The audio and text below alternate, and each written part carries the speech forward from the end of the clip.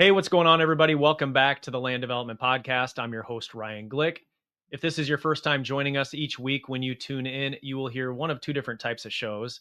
Sometimes when you tune in, you're going to hear an interview style show where we have on someone associated with the land development industry and we talk about some industry related topics. Other times when you tune in, you're going to tune in for industry news. And industry news is where we pull up a few different headlines and we talk about what it means for the land development industry. And joining me on these industry news episodes, as always, is Charles Covey. Charles, how's it going this weekend? It's going great. All right.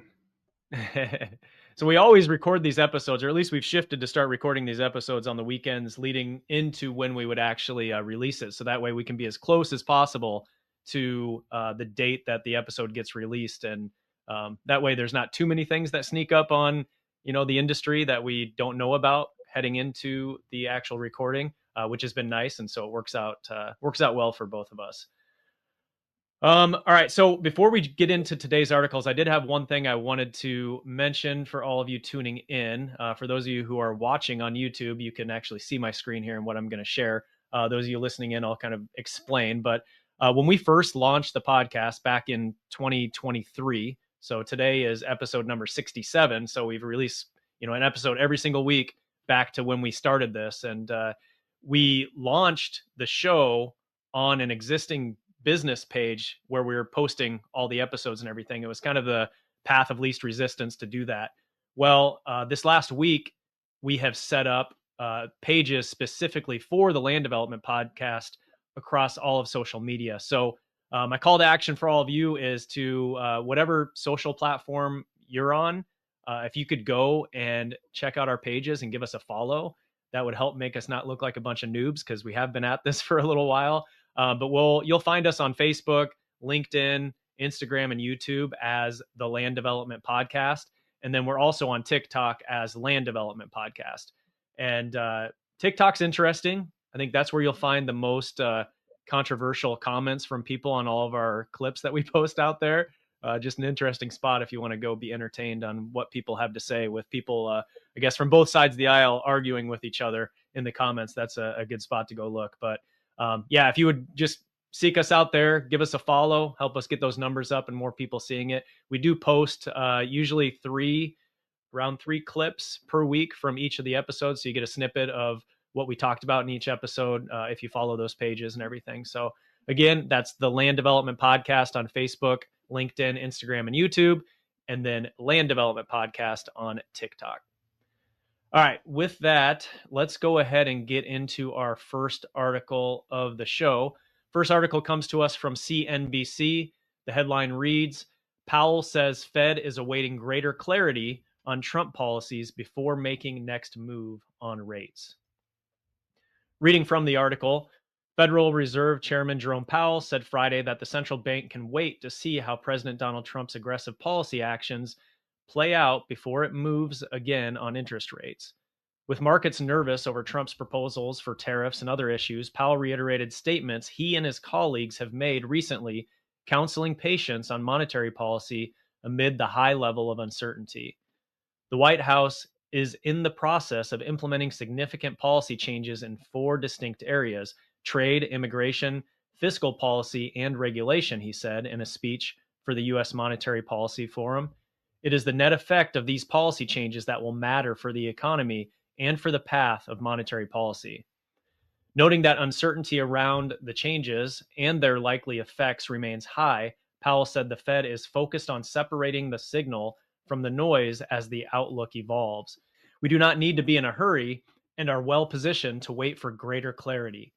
The comments seem at least somewhat at odds with growing market expectations for interest rate cuts this year. As markets have been roiled by Trump shifting positions on his agenda, specifically his tariff plans, traders have priced in the equivalent of 0.75 percentage point reductions by the end of the year, starting in June, according to the CME Group's Fed Watch gauge. However, Powell's comments indicate that the Fed will be in a wait-and-see mode before mapping out further policy easing. Policy is not a preset course, he said. Our current policy stance is well positioned to deal with the risks and uncertainties that we face in pursuing both sides of a dual mandate.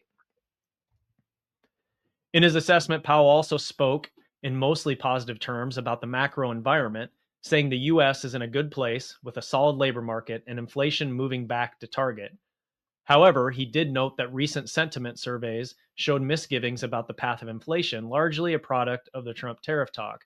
The Fed's preferred gauge showed 12-month inflation running at a 2.5% rate, or 2.6% when excluding food and energy. The path to sustainably returning inflation to our target has been bumpy, and we expect that to continue. Wages are growing faster than inflation and at a more sustainable pace than earlier in the pandemic recovery, he said.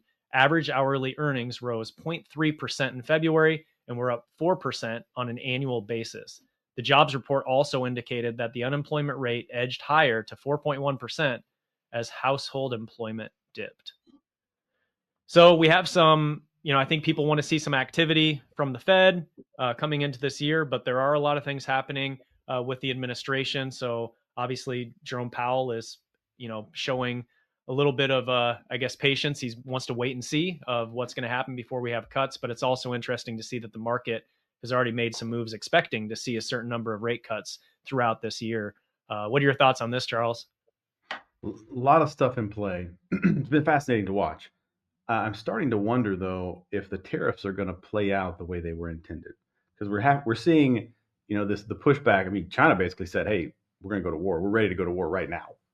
I don't expect that's happening, but there's a lot of flexing going on in the geopolitical space, which is fascinating. You got this. The Ukraine thing is also a shit show. So the way that all those things are going to work together regarding the tariffs is going to be interesting, and I don't think anybody knows exactly how that's going to play out. Now you saw the delay in the Canadian and the Mexican tariffs, which is probably good. They're going to sort through that in a more detailed manner because I think ultimately what my guess is that they throw these out there to see what the problems are, to see who screams loudest, right? Who's going to have the biggest problem with this, and they're finding what those people are now and what the biggest problems are on both sides of the border, and so that now they can probably have a more productive discussion. The point is that we're trying to flex, and we want to do it in a way that people know we can back it up. We don't doesn't mean we necessarily have to follow through with all of it, but we have to follow through with some of it. Otherwise, that's kind of emasculating for the whole process. So we'll see how this plays out. I don't know exactly how this is going to go enough to even predict it, but there will be some tariffs, and there will be costs going up in some places, and there will be onshoring of things that used to be in China and other places. So we know that there's elements of all this, but how far that's going to go and how quickly that's going to go is to be determined. So I would say that this is probably a smart move by the Fed. I don't think people are happy with it, but I think it's a smart move because, as we've talked about before, their data is lagging. It's not great. Like it's 6 months behind, 4 months behind at best. And so they know they don't have good data at the moment. So they're needing some of this stuff to sort out in order to get better data so that they can at least make a halfway decent analysis. So I think it's good. I think we will get the rate reductions, but I think it's going to have to happen a little bit slower than people expected. Yeah, I think, one of the things that has been going on in my mind as I'm thinking through a lot of this is with the administration and some of the things they're putting into place. When we first talked about the tariffs, I thought that, hey, this makes sense. This could work for us, especially on the other side of it, certain tax cuts coming. But then when you see Congress go and pass a spending bill that includes some basic tax cuts, they're nice to see, but it's not the big tax cuts that, we all would like to see to help offset some of this. And I just don't have any real hope that that Congress is really going to do that. I mean, Trump talked about getting rid of the income tax and all sorts of other stuff. I just don't think there's any way some of those things are really going to happen. Just how some of the promises that were made, and now I know we're only 60 days in or not even, and and so I don't want to be too harsh, but at the same time, we've heard some promises made, It's and been a then some busy of those 60 have. days. It has, and there's some things that just haven't happened on the timeline that we've been told they were going to happen. So I don't know. I don't want to read too much into it, but at the same time, I do have concerns that if tariffs are going to come into place, but there's no other changes that are going to happen to offset, that it's going to put us and the industry in a really weird spot And it'll be interesting to see what happens with the Fed in that type of situation. If there isn't anything else to offset, they're referencing sentiment, and so there's going to need to be other things to happen to get sentiment to go up as well. So anyway, yeah, it'll be interesting to see how this plays out. Well, an important element to note that goes along with this and ties into almost every listener to the podcast is that housing has been slow to start the year. Might be okay, but might be concerning. I think the next 2 months and what would normally be a very busy season in home sales is going to be really telling. So nationally, the stock of new homes has gone up more so than we had expected it would. So there's a lot of new homes sitting. They're not turning as fast. Could be a lot of reasons here. This could be general sentiment of, hey, as a society, we don't know what's going on, or hey, we know interest rates are going to come down. We're almost certain of it. So why wait? Or why not wait and get a lower rate later? There's some of that. There's a bunch of different things going on. There could also be a general weakening in demand. We hope not, but there could be. And so I think the next 60 days are really critical. And that housing piece is such a massive impact on GDP, on inflation, on all these other metrics that the Fed's going to be tracking. So if I'm guessing they're seeing this too, and they're saying, hey, we don't want to overreact here because this thing may start cooling. It may start cooling real fast, in which case they would want to hold off. So that's an interesting tidbit that applies, I think, to the group here. And we're going to be tracking what the housing is doing over the next 60 days. It'll probably end up being one of our bigger topics over the next couple episodes. Yep, for sure. So let's go ahead and move on to the next article here. This one comes to us from the Texas Tribune. The headline reads, "The Texas Senate wants more and smaller starter homes in new neighborhoods." Reading from this article, new homes in certain Texas neighborhoods could be built on smaller lots, allowing for more homes to be built amid a shortage that has driven up housing costs if a new proposal from the Texas Senate becomes law. Senate Bill 15, filed Tuesday by State Senate Senator Paul Betancourt, reduces the amount of land cities can require single-family homes and new subdivisions to sit on. Doing so makes it possible for home builders to put smaller homes on smaller lots, driving down the final cost of the home. The bill wouldn't apply to homes built in existing neighborhoods, where homeowners often oppose new housing. What we're trying to do is come up with changes that get government out of the way of blocking affordable housing in the major urban cities, Betancourt said. Also on Tuesday, the House unveiled a proposal that aims to bring down housing costs. House Bill 24, authored by State Rep. Angelia Orr, would effectively make it harder for property owners to oppose new housing near them. The state's high housing costs have placed enormous pressure on renters and the dream of homeownership out of reach for many Texas families. A large majority of Texans have signaled that those high housing costs are a problem. Lieutenant Governor Dan Patrick named removing barriers to affordable housing among his top priorities for this year's legislative session. The Senate bill would prohibit cities from requiring single-family homes and new subdivisions to sit on more than 1,400 square feet if the subdivision sits on at least 5 acres of land and is zoned for single-family development. The idea is to give home builders more flexibility to provide a broader array of housing options at different price points, and give would-be first-time home buyers who have struggled to find a home they can afford amid the state's high home prices a leg up. Reducing lot size requirements by that much, even only in new subdivisions, would be dramatic. Among major Texas cities, the most common requirement sits between 5,000 and 7,500 square feet, according to a Texas Tribune analysis. Those rules, critics argue, drive up a home's final cost by encouraging builders to construct larger, more expensive homes. They also leave less land behind to build other homes, limiting how many homes can ultimately be built and exacerbating the housing shortage. The idea of this is to find that area of housing density that will increase the supply to a point where middle-income Texans can afford a house, said John Banura, a policy analyst at the conservative Texas Public Policy Foundation. The bill, Banura said, aims to restore the idea of a starter home. The lot size rule would apply to in cities that have more than 90,000 residents and sit in a county with more than 300,000 residents, a designation that applies to about 33 cities, Betancourt said. The bill's proponents expect the legislation to spur at least some development in major cities. Dallas, for example, has more than 21,000 acres of vacant land, according to a city estimate. Though not all of that land is contiguous, Banura said he expects the bulk of the development spurred by the bill to take place in outlying suburban and exurban areas of major counties. Statewide measures to diminish cities' zoning regulations will likely encounter opposition from city officials and their allies in the legislature. For much of the past decade, Republican lawmakers have pushed to erode the power of local elected officials in the state's urban areas, who are often Democrats. Some city officials have already expressed anxiety about state lawmakers overriding local rules about what kinds of homes can be built and where. As states like California, Oregon, and Montana have done, such concerns fueled, in part, successful Democratic efforts to kill similar legislation 2 years ago. Since then, Texas Democrats have expressed that they're open to zoning reform, with some authoring bills to reduce local regulations. Two Democratic senators, Roland Gutierrez and Royce West, have signed on to Senate Bill 15 as co-authors. Whether Democratic lawmakers will go along with these efforts remain to be seen. Neighborhood groups opposed to statewide zoning reform, too, argue cities should have the final say when it comes to the kinds of homes that can be built in their communities. So, Charles, I know this is right.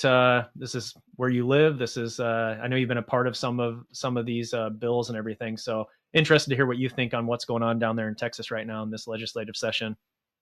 Yeah, I'm trying to stay very plugged in with the legislative session through the Texas Association of Builders and some other involvement with getting some legislation written and hopefully approved this session. A lot of stuff going on. We can see there's some pretty major bills that are getting low bill numbers, so they're very high priorities. Burrows, the House Speaker, and also Betancourt, in the Senate, those are probably the two largest proponents of housing and development in the legislature. So those guys are very, very active in these items, and it's all happening. There's a lot of stuff going on. There are some really interesting things, though. There's some not great bills that are proposed by some far right Republicans, which is interesting. So we're having to kind of there's the fight against the ones that are bad, and then also pushing the ones that are really helpful.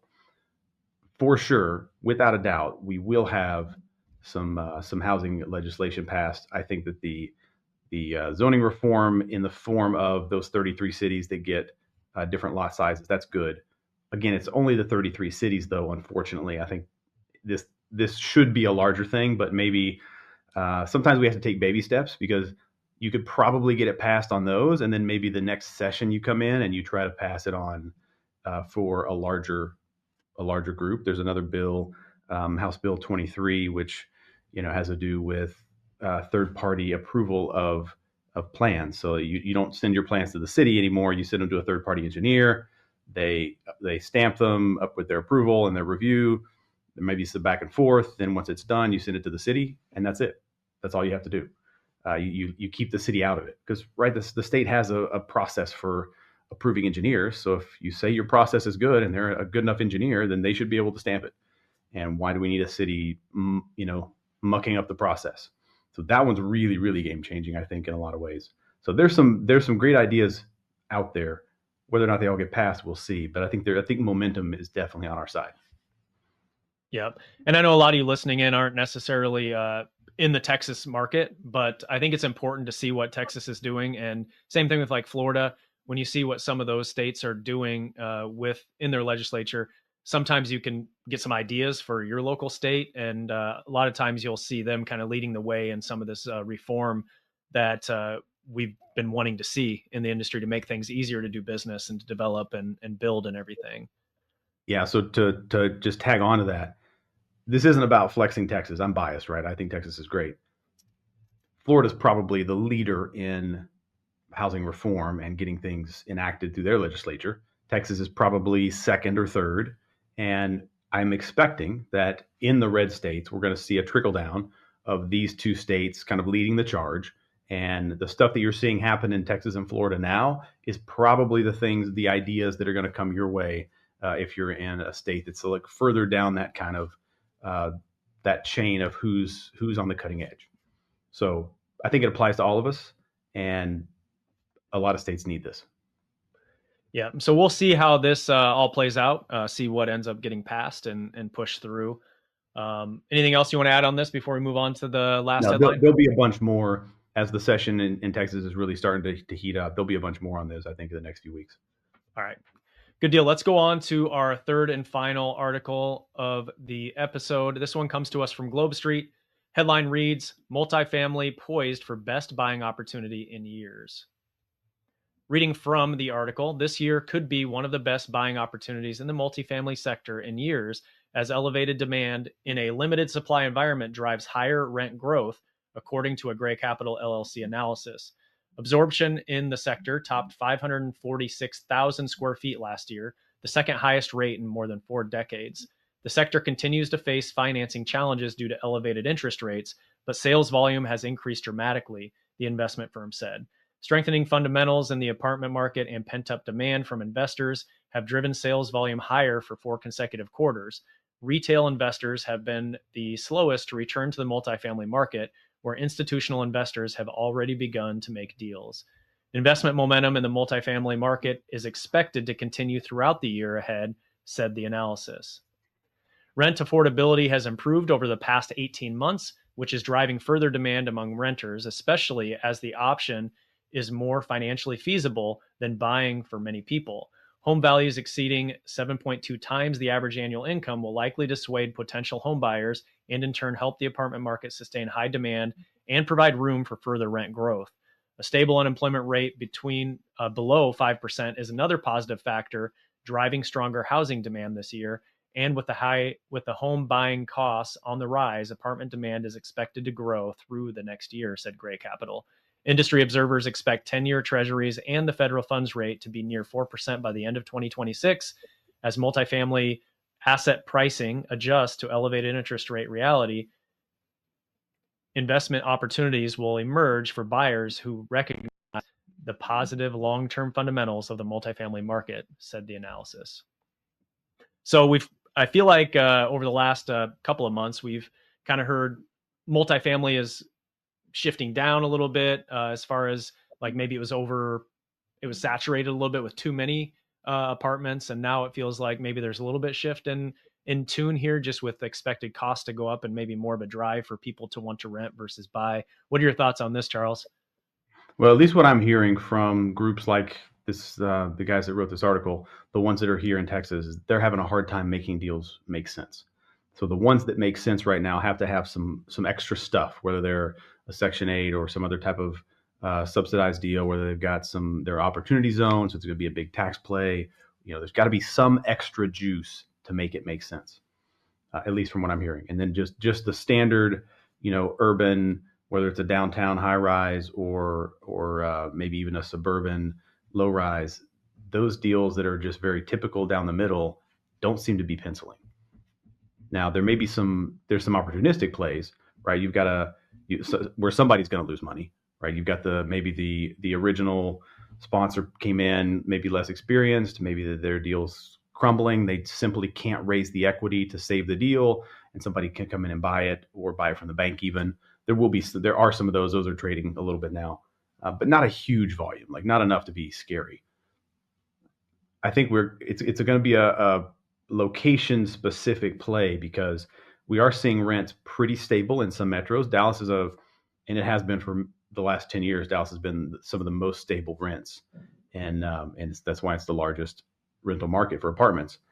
Austin is not stable. We still don't know where those rents are going to end up. They're still trending down. So I think it's going to be challenging to underwrite a deal and get a lender approval when your rents are doing this and you don't know where they're going to end up. You can't just like, hey, they're going down. You do a 5-year average and project that for 10 years. I don't think any bank is going to buy that because I don't think it's accurate. So knowing where rents are going to be is challenging in some metros, and so I think that makes it tough to get a deal done unless you want to take the risk and you're buying all cash. But that's a very rare scenario. So a lot of stuff happening.